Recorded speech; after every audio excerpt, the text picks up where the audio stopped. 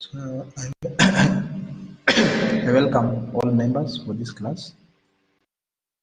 Today we are supposed to go through partial fractions, and I want to welcome you for this class. So partial fraction basically is used for integration, whereby we have a polynomial or an algebraic function on the denominator, and basically it can be separated into partial products. Basically, in case you have x plus 1 or x minus 1 and multiplying them together in the denominator, it is possible to separate them so that you can be able to integrate. And I'll be able to do an example. So it usually deals with what? Algebraic functions in the denominator, whereby they can be separated into products of various functions. An example is given if we need to integrate 1 over x plus 1, then x minus 1 dx. For example, this one is a partial fraction because there's a product of x plus 1 and x minus 1. So what are you supposed to do? The theory that I've given you in the book, we said first of all, we must be able to separate the two. How do you separate the two? So first of all, we introduce constants a all over 1 of the denominator plus b all over the other denominator. Then from there, what we normally do, we look for the LCM. The LCM of x plus 1 and x minus 1 is still what? The same thing, x minus 1. So when you divide here, you remain with a, x minus 1 plus b, x plus 1. Basically, I've looked for the LCM, then I've divided the LCM with x plus 1 to remain with x minus 1, and on the side of b, I've remained with x plus 1. Now check this one out now. So basically, this one is mathematically correct if and only if this happen. That because the denominator is the same there, it means even the numerator here has to be the same with that. Because the denominator is the same, we have x plus 1, x minus 1, it means even the numerator has to be the same. So 1 has to be the same as all that. So 1 has to be the same as a, x minus 1 plus b, x plus 1. Now from there, it is easy now. Basically, our main target is to be able to calculate the value of the constants a and b. If I'm able to get those values, then we shall have separated what we want into partial fractions. So from there, we need to get the value of a and b. So there's a method that I normally use, basically of elimination. So if I want to eliminate a, I look at which value of x I can be able to replace here. So if I want to eliminate a, I have a is multiplied by x minus 1. So which value of x when I replace here, I'll be able to get a 0. So it is easy. So x minus 1 is equals to 0. So x has to be the same as number 1. So when I replace x is equals to number 1, I know I'll eliminate a, and that's what I'll be able to do. So 1 will be given by a. That is 1 minus 1 plus b, 1 plus 1. I'll get a is equals to 2b. So b is the same as what I have. Now to eliminate b again, I'll ask myself, what is b being multiplied with? It is b being multiplied by x plus 1. So x plus 1, I'll have to make that one to be equal to 0. So if I replace x is equals to negative 1, I'm solving this equation, x minus 1, I'll be able to eliminate b. So when I replace, I'll get a, and then negative 1 minus 1 plus b, negative 1 plus 1. And if I do that one, clearly you can be able to say I've eliminated the b because I have 0. So I remain 1 is equals to negative 2a. So a will be given by negative half. Now I've been able not to get the value of the constants. Now my final work is to just to be able to come and replace back the value of a and the value of b, and then I integrate. So this is what I'll be able to have. On the a, remember, up here I have x plus 1, and on the b I have x minus 1. So I'm replacing. So now the integration of 1 all over x plus 1, x minus 1, we see this one, the x, was given by the integration of a all over x plus 1 dx plus integration of b all over x minus 1 dx. but I've gotten the value of a and b. Is the matter of just replacing. So a was negative a half, so the negative half can be able to come outside. The remaining is 1 over x plus 1 dx. The b, we know the value of b is a half. I can be able to remove it outside. The integration of 1 over x minus 1 dx. And I can be able to integrate this. When you integrate 1 over x plus 1, it will go to ln. So negative a half ln x plus 1 plus a half ln x minus 1 plus the constant of the integration ln c. And I'm done with that. So basically, you can be able to use substitution to be able to come and integrate that function if you prefer, but that is how we normally do it. I'll do another example just to demonstrate. Just to demonstrate again what I've been able to do. So let's integrate this one. 1 all over x plus 3. Can have even here 7. 7 and then x plus 4 dx. So again, my main task is to first of all separate into partial fraction. So first, let me have the f of x. So I have x plus 3 and I have x plus 4. This one I'll introduce constants a and b, and then plus b all over x plus 4. Then I'll get the LCM. The LCM of this one is what? Is x plus 3 and then x plus 4. Divide there, you'll get remain with x plus 4 plus b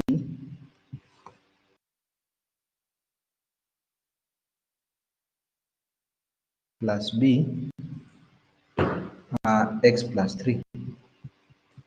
So this equation is mathematically correct because the denominator is correct and we have the is equal sign. I can be able to say that this one is the same as that one. So it means that the numerator here, the numerator 7 here has to be the same as the whole of that. That will be able to assist me to get the value of what? A and B. Because the denominator is the same, the numerator has to be equal to that. So 7 has to be the same as, so 7 has to be the same as A, x plus 4 plus B, x plus 3. Now I want to eliminate the B and the A. So for the A, which value will I substitute here so that at least when I multiply here, this function here, the one that I'm circling in blue will be 0. It is easy to see. So if I want to eliminate one to be equal to 0, I have to replace my value of x to be what? Negative 4. So when x is equals to negative 4, I replace everything. I'll get 7 is equals to A, negative 4 plus 4, plus B, negative 4 plus 3. So here I'm getting 7, the same as, that is negative 4, that is negative B. So B has to be the same as negative 7. Now I want to eliminate the value of B, and whatever that is multiplying B is x plus 3. So which value will I be able to put for x so that that function will go to 0? The function here that I'm circling in black, this one here, which value must I replace there to get that one to be equal to 0? The only value that I can be able to replace is x negative what? Negative 3. So I'll get 7, I replace everywhere with negative 3 plus 4 plus b negative 3 plus 3. So you can be able to see I've been able to eliminate the b. So I remain with a, will be the same as what? 7. Now it is a matter of time now I replace now. Instead of the integration I had, now check what I had here. On the a, I have x plus 3, and on the b, I have x plus 4. So I'll just replace those values there. So on the a, I have x plus 3. So I'll be integrating 7 all over x plus 3 dx plus our b is negative 7 all over x plus 4 dx. Again, this one will go to ln. This one is the same as ln x plus 3 minus 7 ln x plus 4 plus ln c. And I'm done with that one. So you can be able to see it is a very handy way of being able to do that. So can be able to do another example, number 3. I have the integration of x plus 1 x squared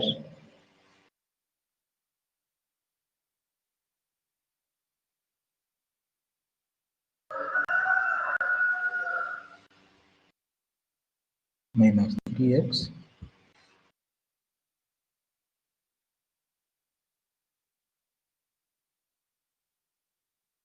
minus 6.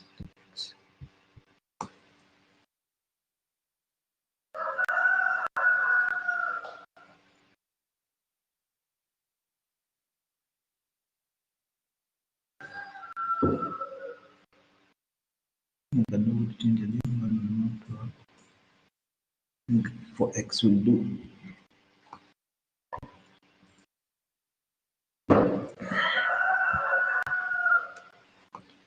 X squared minus 4x minus 6. I think I'm making a mistake. Let me change now this one, have something better. I want to demonstrate something. X squared minus x minus 6. It's like that. So this one, first of all, we have to be able to confirm if we can be able to present the denominator into a product. If it's not possible to produce it into a product, we shall come to another method that is called completing the square. So first of all, we check if this one can be factorized easily. So let's say it can be factorized. The denominator, we have x squared minus x minus 6. So the product here is negative 6. The sum is negative 1. Two numbers that you multiply are 3 and 2. Which one will be negative there? The 3 will be negative. So this one is the same as x squared minus 3x plus 2x minus 6. I'll have the same as x minus 3 plus 2 x minus 3. If I do that one, I'll have what? X plus 2 x minus 3. So if you're not able to factorize, then partial fractions cannot be able to work because we need a product so that we can be able to separate. So instead of that one, this is what I'll have. Take this one out. This is what I'll have now. I'll have the integration of x plus 1 up to x squared minus x minus 6 dx, the same as the integration of what? X plus 1 and then x plus 2 and x minus 3. Yes, you must be able to factorize. When you factorize, it is very, very important. Very, very important. I'm welcoming all the people that that are around. I've done some few examples. People have come really late. It's almost 9. I'm wondering why. So for me, for the other examples, you'll just be able to follow up the video. But please follow up from here. So you're on partial fractions. You want to be able to integrate. And I've said you must have a product. That's why I'm factorizing the x squared minus x minus 6. I've gotten the product, I've gotten the sum, so I've been able to factorize. So from there, on partial fraction, what do you normally do? So we need now to separate this one into x plus 2 on its own and x minus 3. So I'll have this one here. I want to separate them first before I integrate. So I'll introduce constants, a and b. So I have a all over x plus 2 and then plus b. You separate the two, x minus 3. We normally use addition to separate. So use just the constants a and b. Now from there now on, we shall look now for the LCM. So the LCM of these two is what? X plus 2 still and the x minus 3. So now we divide the LCM by x plus 2, you remain with a, x minus 3. You divide with the whole of that one, you remain with b, x plus 2. Now remember, the equal sign is still continuing. For this one to be mathematically correct, for us to be able to solve for the value of a and b, we make a comparison. Here the denominator is the same. Check this one out. The denominator is the same. So it means that the whole of this numerator here still has to be the same here. We will still be able to hold because the denominator is the same. The numerator has to be able to hold. So I will equate x plus 1. I will equate x plus 1 with the whole of a, x minus 3 plus b, x plus 2. The denominator on the left hand side, the whole of that equation, the numerator, and the numerator of what you have been able to look for the LCM. Now I'll be able to solve for the value of A and B. There are various methods of solving for the value of B, A and B, but the most simplest, the one that I normally do, take this one out. By elimination, I'll try to do elimination. Now check here on the A. I want to eliminate A. A is being multiplied by x minus 3. So there's a value of x that when I replace here, I'll have this, the whole of this one to be 0. So on the A, I have x minus 3. I want this one to be equal to 0. So if I replace x is equals to 3, when you solve this one, you'll get x is equals to 3. When you replace x is equals to 3, you are guaranteed that you eliminate the value of what? Of A. So let me replace x is equals to 3 everywhere. So I'll have what? I'll have 3 plus 1 is equals to A, 3 minus 3 plus B, 3 plus 2. Now 3 plus 1 is the same as 4. Now you can be able to see my A is going to 0. You can be able to see. And then this one the same as 5B. You can really be able to say that B is the same as 4 over 5. Because I've been able to eliminate the A. The A is A. When you multiply the number by 0, you get 0. Now if you want to eliminate B, check this one out. I think now you're getting the pattern. If you want to eliminate B, the function that is multiplying B is what? X plus 2. So I want to make that one to be equal to 0. So when I replace x is equals to what? When you solve this equation, negative 2, everywhere I'll have eliminated the value of what? The value of B. So let me replace negative 2 everywhere. So negative 2 plus 1, the same as A, negative 2 minus 3, plus B. You can be able to see now the B. Negative 2 plus 2 is 0. So that is the main task of doing it. Now when you do this one, you'll get here negative 2 plus 1, that is negative 1 is equals to negative 5A. So A is what? 1 over 5. Now, instead of integrating what we had, check what we had before. This is the equation that you are given. You are told to integrate that function. First of all, what we have done, we have factorized the denominator and gotten two products. By getting the two products now, the A and the B, and then we have been able to calculate the value of A and B. So our motto is just replacing the value of A and B and then integrating each individually because it is separated by plus. So I'll just replace. So this is what we have here. So we have the integration of A. Let me check. It was A, and under A I have x plus 2. Okay, x plus 2. The x, you integrate them individually, plus the integration of b all over x minus 3 dx. But you have gotten the value of a and b. The value of a is 1 over 5, and the value of b is 4 over 5. So I just replace there, and I can be able to remove the constant outside. So I'll have a is 1 over 5, I can be able to remove it outside. So I integrate 1 over x plus 2 dx. And then the value of b is known, is 4 over 5. I can be able to remove it outside. Then I integrate 1 all over x minus 3 dx. Now, during the previous classes, we have done integration by substitution. This one is just substitution. When you replace here, let u be x plus 2, will end up with ln. Most of these ones will end up with ln. So when you integrate this one, will end up with 1 over 5 ln x plus 2, and then plus 4 over 5 ln x minus 3. That's a constant of integration because we have ln, I can be able to call it ln c. Mostly just go and do the substitution and you'll be able to see, you'll be able to get ln because you'll be integrating 1 over u. You'll be integrating 1 over u. You'll be integrating 1 over u. So let me do another example now, a different one. Now, number 4. The integration of all over 1 all over x minus 1 squared x.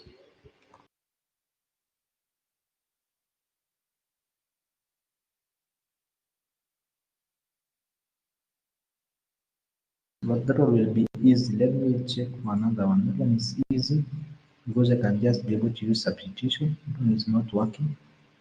Then we have a different one. And let's assume we have here x plus 1, and then you have x minus 1 squared dx. So here the most important thing, how do you separate this one into partial fractions? If you go through the notes, I think I have declared when you have a squared, we shall have at least from power 1 then to the maximum. So this one is power 2. So let's check this one out, how you separate this one, because the separation is very, very important.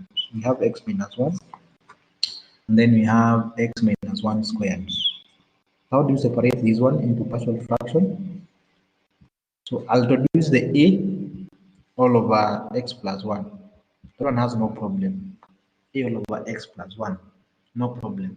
But now for the one that has a squared, we normally first of all start with what? We normally start with b of power 1, that is x minus 1. Then plus now another c now for the maximum, x minus 1 squared. So if I had power 3, this one is power 1. If I had power 3, I would have started with power 1, power 2, then I go to power 3. But this one, because I have power 2, I start with just power 1, and then I go to power 2. Very important. If you have power 4, in one of the fractions, you start from power 1, then you go 2, then you go 3, then you go 4. Very important. Now, this one again, I'll come and look now for the LCM. It's a bit cumbersome. The LCM of all these will be the same as x plus 1, and then x minus 1 squared. Because remember, the x minus 1 is already in the x minus 1 squared. So I don't need to repeat it. So for the a, when you divide, you'll get a. The fraction that will remain is what? X minus 1 squared. Now for the b, the fraction that will remain is just x minus 1. And then for the c, nothing will remain, because when no, for the b we shall have 2. Sorry for that. For the b we shall have 2 when you divide, because we shall have x minus 1 and then x plus 1. X minus 1 and x plus 1, because I'm dividing. So when you divide with the a, the x minus 1 will cancel, remain with x minus 1. So for the b, you'll cancel one of the x minus 1, so it'll remain x plus and then x plus 1. And then for the c, you'll just remain with what? Now x plus 1. Now check the denominator of these two. They are the same. Check this one out. This one and that one are the same. So it means even this numerator here has to be the same that numerator. So I'll equate the one with the whole of that one. I want to solve for the value of a and b. So 1 has to be the same as a, x minus 1 squared plus b, x minus 1, and then here x plus 1 plus c, x plus 1. It has to be equal. The numerator, they have to be equal because the denominator is the same. Now from there on, what we need to do now is to solve for the value of a, b, and c. Here we are solving for 3. Now I'll do an elimination. If I want to eliminate a, there's a value of x I can be able to replace here for the whole of this thing to be equal to 0. If I want to eliminate a, I can be able to equate when x is equals to number 1. Why? Because 1 minus 1 is 0. Let me replace when x is equals to 1. You can be able to see the previous examples. So when x is equals to 1, I replace every, I'll have 1. I'll have a 1 minus 1 squared plus b 1 minus 1, 1 plus 1, and then plus c 1 plus 1. Now check this one out. The a and the b we have been able to eliminate because of this. These ones will go to 0. This one will go to 0, and this one will go to 0. So any number multiplied by 0 is still 0. So I'll get the value of c. So c is the same as what? 2c is the same as 1. So c will be a half. Now I can still be able to eliminate now. I can be able to eliminate another function. I can be able to eliminate c. Check this one, c, by letting x to be negative 1. Here, the c here. This function here, I'm putting in green, this one. If I want to eliminate this one, for this one to be equal to 0, I have to replace the value of negative 1. So I replace the value of negative 1 there and see what I'll be able to get. When I replace the value of negative 1, let's see what I'm getting. So I'll get 1 when x is equals to negative 1. So 1 is equals to a, negative 1 minus 1 squared, plus b, and negative 1 minus 1, negative 1 plus 1, plus c, negative 1 plus 1. You can be able to see again b and c will be eliminated. Why? Because of the zeros. The zeros are here. This one is 0. This one is 0. You multiply the number by 0, you still get 0. So negative 1 minus 1, that is negative 2. Negative 2 squared, you get what? So you get a, negative 2 squared. So a has to be the same as a quarter, because negative 2 squared is 4, is a quarter. Now I've exhausted. There's no other thing that I can be able to do to eliminate to get the value of b. So I can be able to pick any value of x that I have not used. I can be able to pick any value of x. So I've done with x is equals to 1. I've picked x is equals to negative 1 to eliminate 1. So the value that I can be able to pick is a value that is easy for me to replace again in this equation, and then so that I can be able now to solve for b, because the b is the one that is remaining. When you have 3, the most easiest, after you have gotten the value of 2, you can be able to pick any value of x and replace, and then that value will be able to assist you to be able to come and do to solve. So you can be able to pick like 0. You can pick 2. You can pick 3, but don't pick very big values of x, because it will be tedious for you to be able to solve. So let me pick a 0. A 0 is easy. So I pick x is equals to 0. I replace everywhere. I know I remain with the constants, but because I have 2, I'll be able to use substitution to be able to eliminate. So let me pick when x is equals to 0, and then I just replace there and see what I'll be able to get. So I'll get a. Go back to the a. Now for the a is x minus 1. So I'll have 0 minus 1 squared plus b. For the b, let me check for the b what I had. I have x minus 1 and x plus 1. So I'll have 0 minus 1 and 0 plus 1. And then plus c. And on the c, check what I have. I'm replacing with 0. I have x plus 1. So I'll have 0 plus 1. When you do this one, you'll get that is negative 1 squared is still 1. For the b, 0 minus 1, that is negative 1. Negative 1 times 1, so you'll get negative b. For the c, you'll just be able to get the c. You see now what I was telling you now? You just pick any value, you replace there, and then you'll have a, b, and c. But you know the value of a. A is a quarter, you can be able to replace. Let's go back to the value of c. C was a half, and c was a half. So it is not add 2, and c was a half. So I'll just use substitution to replace. So a is a quarter, our b we don't know, and then our c is what? A half. So a quarter plus a half is what? Is that is what? 3/4 plus b. So b has to be the same as a quarter. So I repeat again, when you have 3 constants you are solving, solve for 2, then replace any value of x, and you'll be able to solve for the other one. Now I have all what I need now. I go back to where I had done the partial fraction here.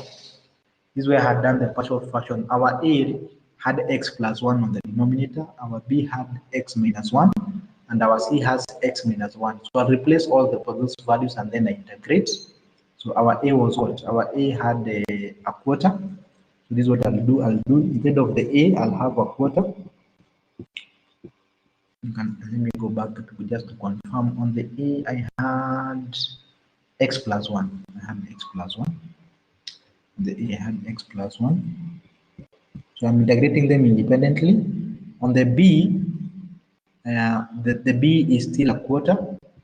I had x minus 1 dx.